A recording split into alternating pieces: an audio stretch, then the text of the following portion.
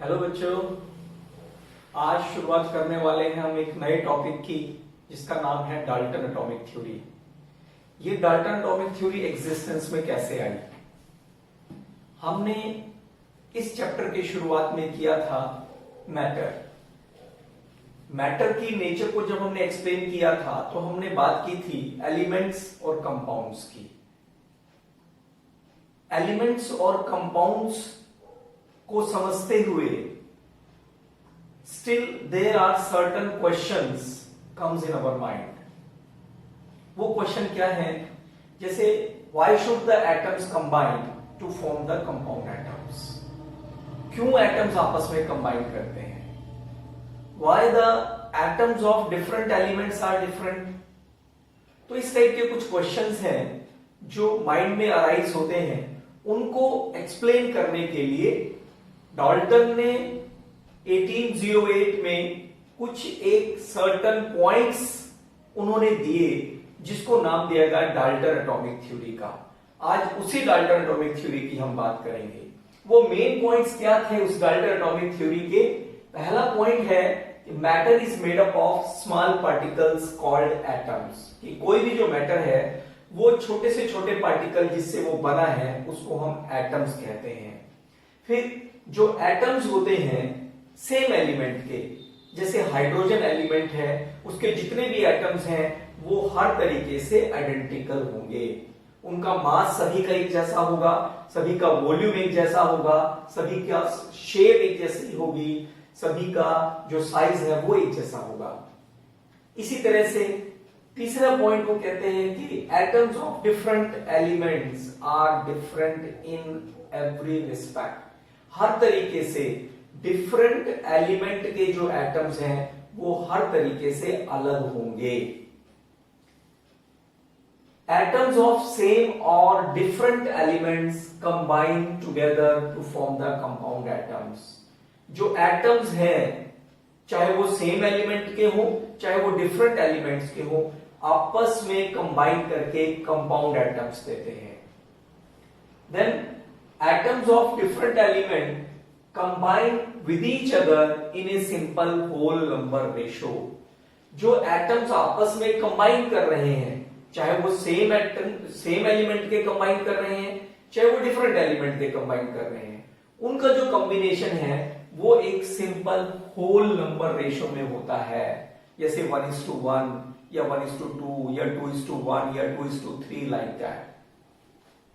Next जो point उन्होंने बताया कि an atom is the smallest particle that take part in a chemical reaction. ये उस समय का एक बड़ा इंपॉर्टेंट पॉइंट था जिसमें कहा गया कि किसी भी एक केमिकल रिएक्शन में जो एटम होता है वही स्मॉलेस्ट पार्टिकल होता है जो टेक पार्ट करता है। और लास्ट में कि atom can neither be created nor be destroyed during a chemical reaction.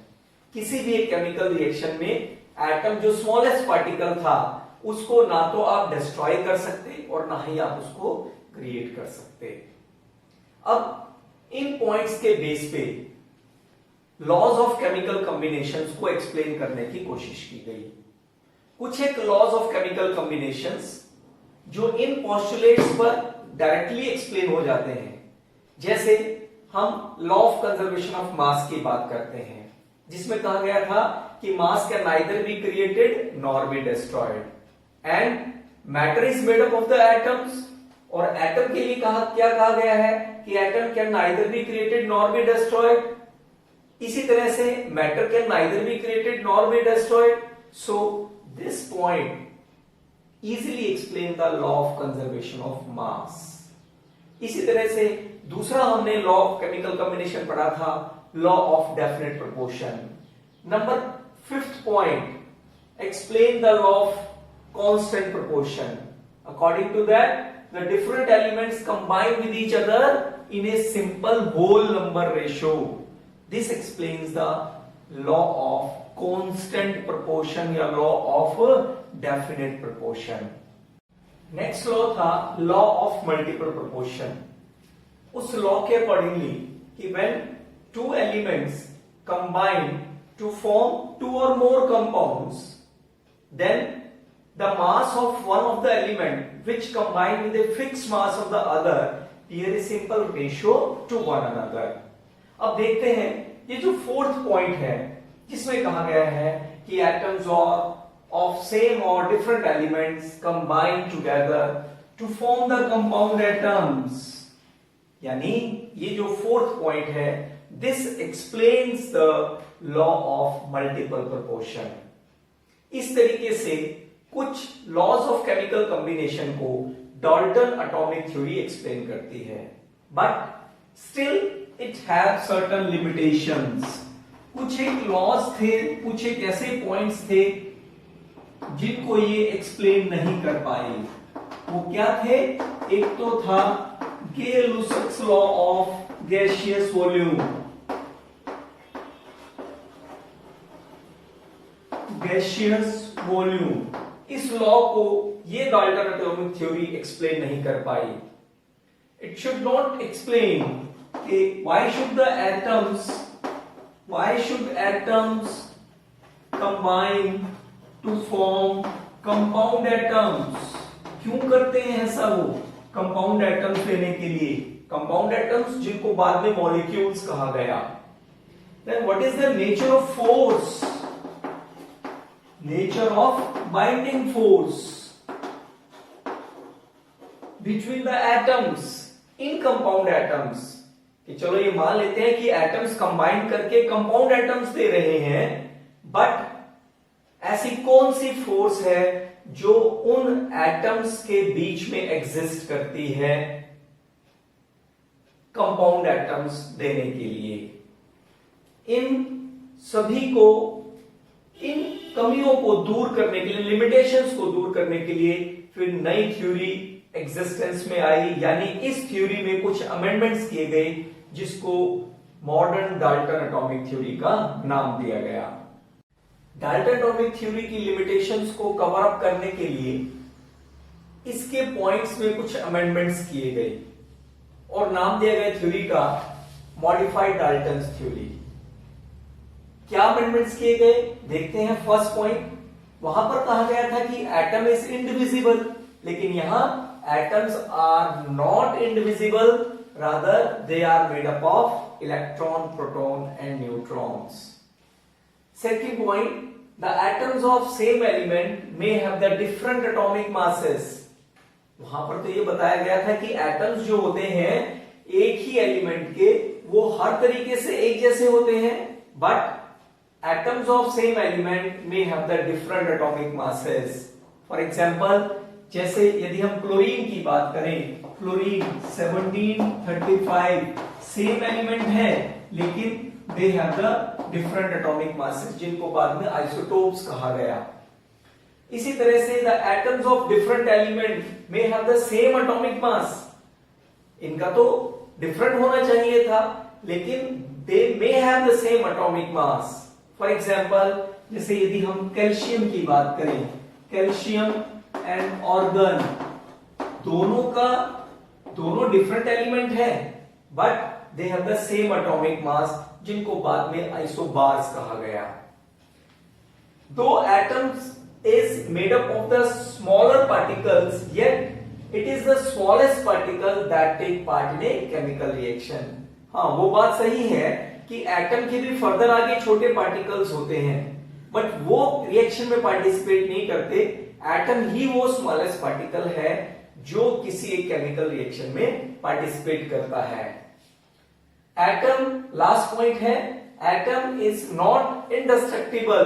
वहां पर तो ये कह दिया गया था कि एटम जो है वो इंडेस्ट्रक्टिबल है, but atom is not इंडेस्ट्रक्टिबल. It can be destroyed and converted into energy by the Einstein equation. यानी जब एक रिएक्टेंट, कुछ एक रिएक्टेंट प्रोडक्ट्स में कन्वर्ट हो रहे हैं, तो कुछ जो मास में चेंज रहता है, जिसको मास डिफेक्ट कहते हैं, that is converted into energy according to the Einstein equation. यानी mass defect into square of the velocity of light. This gives the energy produced. So ये कुछ पॉइंट्स थे डाल्टन थ्योरी को मॉडिफाई करने के बाद दिए गए, जिनके बेस पर कुछ ऐसे लॉज जो एक्सप्लेन नहीं हो सके थे वहां, यहां इसके बेस पर फिर एक्सप्लेन किए गए। बच्चों अभी हमने पढ़े हैं दो डिफरेंट लॉज, दो डिफरेंट थ्योरीज। एक तो थी डाल्टन्स थ्योरी, जिसका मेन पॉइंट था कि elements combine in a simple whole number ratio of the atoms to form compounds. और दूसरा हमने पढ़ा है Gay-Lussac's law of gaseous volume, जिसके अकॉर्डिंगली कहा गया है कि जो गैसेस हैं they always combine in a simple ratio by volumes, always combine in a simple ratio by volumes। Berzelius एक साइंटिस्ट, उनको कुछ ऐसा लगा कि कोई ना कोई एक कोरिलेशन है गैसेस के वॉल्यूम और उसके number of atoms present in it में। They want to correlate between the volume of the gases and the number of atoms present in it।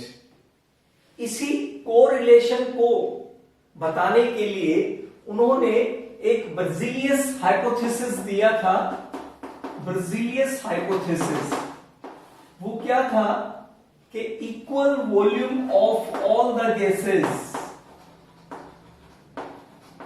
equal volume of all gases contain equal number of atoms under similar conditions of temperature and pressure। यदि gases की जो temperature और pressure की condition है यदि वो एक जैसी हो, और यदि हम कुछ एक गैसेस का सेम वॉल्यूम ले तो उनमें नंबर ऑफ एटम्स भी सेम होंगे। सपोज 1 लीटर में हाइड्रोजन गैस ले रहा हूं, 1 लीटर यदि क्लोरीन गैस ले रहा हूं, तो दोनों का टेम्परेचर और प्रेशर भी यदि मैं सेम रखता हूं तो दोनों में जो नंबर ऑफ एटम्स होंगे वो बिल्कुल सेम होंगे। नाउ इस चीज को उन्होंने अप्लाई किया एक इक्वेशन पर। For example hydrogen plus chlorine gives hydrogen chloride gas। Experimentally it is verified कि हाइड्रोजन गैस का वन वॉल्यूम जब वन वॉल्यूम ऑफ क्लोरीन के साथ कंबाइन करता है it will give 2 volume of hydrogen chloride. Suppose एक volume, one volume of hydrogen gas में suppose n atoms हैं, तो जब ये वन वॉल्यूम है तो इसका मतलब क्लोरीन के वन वॉल्यूम में भी n एटम्स ही होंगे according to the Berzelius hypothesis. और यदि 2 वॉल्यूम आपको किसी गैस का मिल रहा है तो उसमें कितने एटम्स होंगे? 2n atoms. Suppose you want to prepare only one atom जिसको बाद में कंपाउंड एटम का नाम दिया गया, 2n compound atoms. Suppose you want to prepare the one compound atom, so you have to divide with the 2n। 2n से divide करेंगे तो ये वन कंपाउंड एटम आ गया, इसको 2n से डिवाइड करेंगे तो ये हाफ एटम आ गया, इससे डिवाइड करेंगे तो ये भी हाफ एटम आ गया। इसका मतलब ये हुआ कि हाइड्रोजन क्लोराइड के वन कंपाउंड एटम में हाफ एटम हाइड्रोजन का है और हाफ एटम क्लोरीन का है। लेकिन ये जो कंसेप्ट है हाफ एटम का, this is in contradiction with the Dalton's theory, जिसमें ये कहा गया था कि एटम इज नॉट डिविजिबल। इसलिए ये जो बर्जीलियस हाइपोथेसिस था ये बहुत ज्यादा सक्सेसफुल नहीं हुआ। नाउ इस कमी को दूर करने के लिए नाउ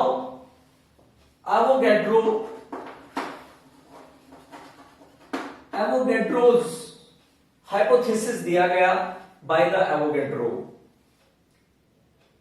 इसको एक्सप्लेन करने से पहले एवोगैड्रो ने क्लियरली डिफाइन किया एटम एंड मॉलिक्यूल को। सबसे पहले उन्होंने क्लियरली डिफाइन किया कि what is atom and what is molecule, जिस कंपाउंड एटम को बाद में मॉलिक्यूल का नाम दिया गया। एटम को उन्होंने कहा कि atom is the smallest particle which may or may not have the independent existence, that take part in a chemical reaction but that may or may not have independent existence.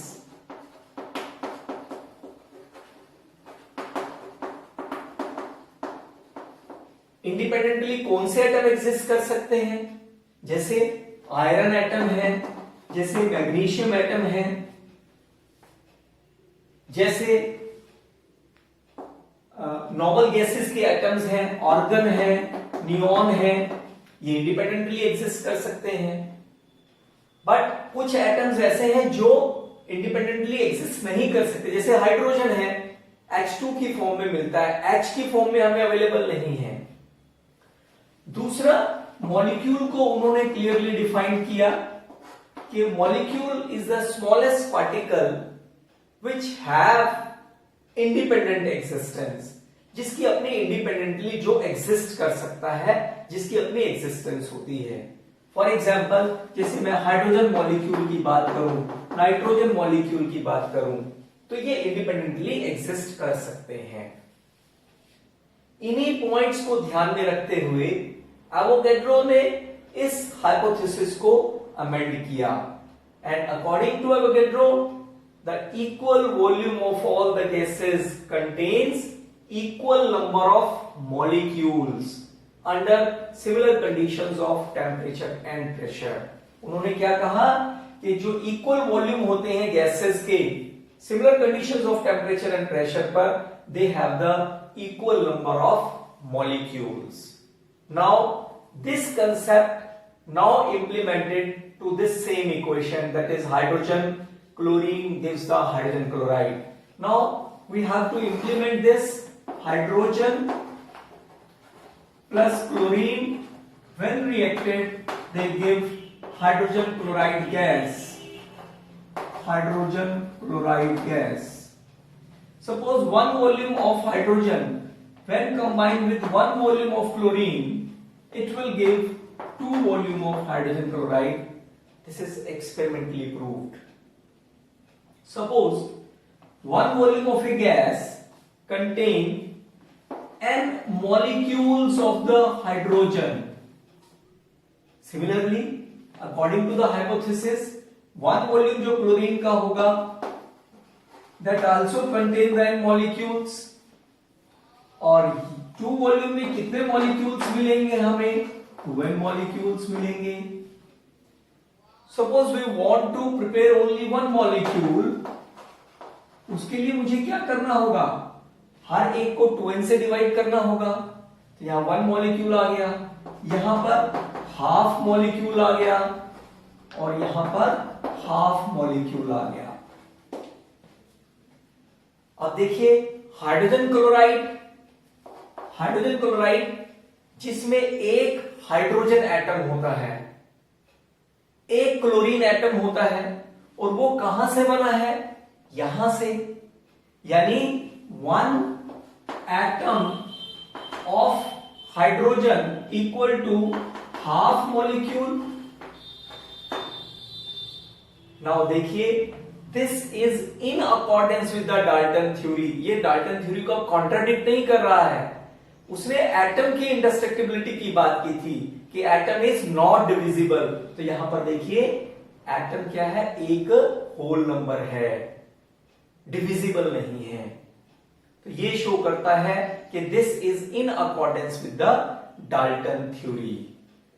अब हम बात करेंगे Avogadro's law की applications की, कहां पर ये apply हो सकता है। सबसे पहले जो इसकी एप्लीकेशन है वो है to calculate the atomicity of elementary gases. सबसे पहली बात, ये एटॉमिसिटी क्या होता है? The number of atoms of an element present in one molecule, यानी एक मॉलिक्यूल में एक एलिमेंट के जितने एटम्स हैं वो उसकी एटॉमिसिटी होती है। जैसे यदि मैं ओजोन की बात करूं O3, तो ओजोन में कितने एटम्स हैं? ऑक्सीजन के 3 हैं, तो इसलिए ऑक्सीजन की जो एटॉमिसिटी है ओजोन में वो 3 है। अब देखते हैं इस एवोगैड्रोस लॉ के बेस पर हम एटॉमिसिटी किसी एक एलिमेंट की कैसे निकाल सकते हैं। Suppose we know that hydrogen when combined with the oxygen it gives water vapors यानी gas. It is experimentally proved that when 2 volume of hydrogen combined with 1 volume of oxygen it gives 2 volume of water vapors. अब according to Avogadro's law, suppose 1 volume में n molecules हैं, यदि इस gas के 1 volume में n molecule है, तो क्योंकि कंडीशन टेम्परेचर और प्रेशर की हमने सेम रखी है, तो इसलिए 2 वॉल्यूम में 2n मॉलिक्यूल होंगे, उससे जस्ट डबल हो जाएंगे। और क्योंकि ये भी गैसियस फॉर्म में हमें मिल रही है, तो इसलिए इसके भी 2 वॉल्यूम में कितने होंगे? 2n मॉलिक्यूल्स होंगे। Now suppose we want to prepare only 1 molecule. 1 molecule के लिए मुझे क्या करना होगा? 2n से इसको डिवाइड कर दूंगा, इसको भी 2n से डिवाइड करूंगा तो ये हाफ मॉलिक्यूल आ जाएगा, इसको भी 2n से डिवाइड करूंगा तो ये हाफ मॉलिक्यूल आ जाएगा। Now half molecule of oxygen is 1 atom. How? अब यहां पर देखिए वाटर का जो स्ट्रक्चर है, फॉर्मूला ऐसे लिखते हैं हम H2O, यानी वाटर कंटेन 1 ऑक्सीजन एटम, और ये ऑक्सीजन कहां से आई है? यहां से मिली है। जितनी ऑक्सीजन यहां थी वो टोटली रिएक्ट करके उसने वाटर दिया है। इसका मतलब ये हुआ कि जो हाफ मॉलिक्यूल ऑफ ऑक्सीजन है वो 1 एटम ऑफ ऑक्सीजन के इक्वल है। So from the 2 we can write the half molecule of oxygen is equal to 1 atom of oxygen, और 1 molecule of oxygen इसके इक्वल हो जाएगा 2 atom of oxygen। यानी इससे ये बिल्कुल क्लियर हो गया कि एक ऑक्सीजन के मॉलिक्यूल में 2 ऑक्सीजन के एटम होते हैं, यानी ऑक्सीजन की एटॉमिसिटी 2 होती है। सेकेंड एप्लीकेशन है एवोगैड्रोस लॉ की, to find the relationship between molecular mass and vapour density. Molecular mass और वेपर डेंसिटी में रिलेशन को फाइंड आउट करना है। अब ये जो टर्म है वेपर डेंसिटी, ये आपके लिए नहीं है। वेपर डेंसिटी क्या होती है? The density of a gas, the density of vapours of a gas with respect to that of hydrogen, hydrogen के रिस्पेक्ट में। यानी यदि हमें वेपर डेंसिटी निकालनी है किसी गैस की, तो हम कैसे लिखेंगे उसको? It is equal to the density of gas to that of density of hydrogen gas. और डेंसिटी क्या होता है? मास पर यूनिट वॉल्यूम, यानी the mass of certain volume of a gas at STP to that of, यहां पर भी मास उतने ही volume का, mass of same volume of hydrogen gas. STP होता है स्टैंडर्ड टेम्परेचर प्रेशर, यानी टेम्परेचर जो होता है वो 273.15 केल्विन, और जो प्रेशर होता है वो हम 1 बार लेते हैं। ये अंडर स्टैंडर्ड कंडीशंस होती हैं, स्टैंडर्ड कंडीशंस होती है टेम्परेचर और प्रेशर की।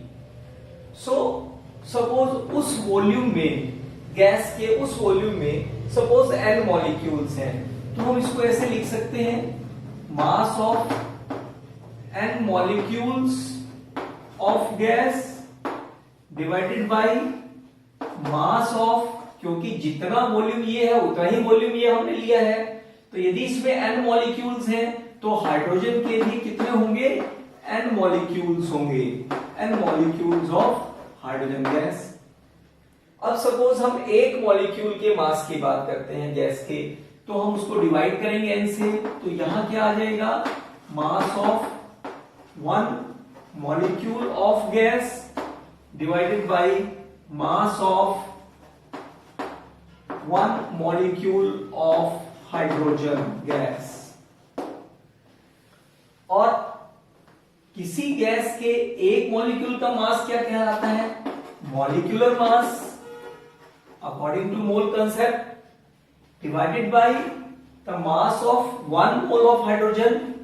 ये कितना होता है, 2 होता है। So vapour density is equal to molecular mass divided by 2। तो यहां से रिलेशनशिप आ गया कि molecular mass is equal to the twice of vapour density. This is the relationship between the molecular mass and vapour density. So बच्चों, ये थी application Avogadro's law की।